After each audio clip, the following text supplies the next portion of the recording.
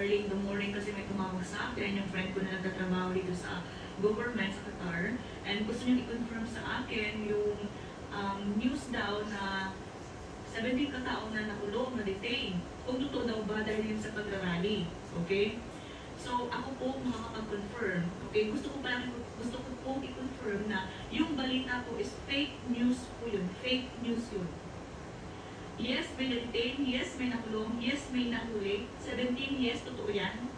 Pero hindi po dahil sa pagrarally. Dahil po yun, expired yung QIDs ng mga yun. Mga TNTs po do yun. And one of them is my friend, my good friend.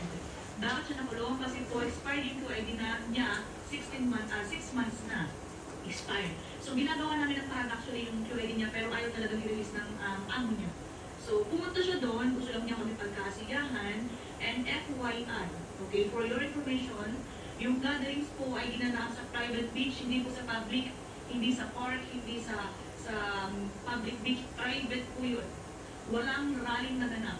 Yung events po is night swimming, gatherings, may mga bata, maraming bata. Buo bang mga magulang nila para dalhin yung mga bata sa pag-rally?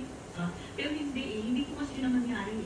Yung mga tao na nagpo-post dito at kino-confirm nila na dahil daw sa pag-rally, kabubuhan ninyo. Sana po, nagkaroon po muna kayo ng research, po. Ito na nga po.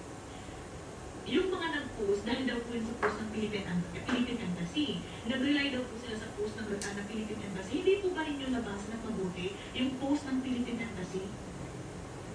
Na kino-confirm ninyo na dahil na yun daw dahil sa Philippine Embassy? Hindi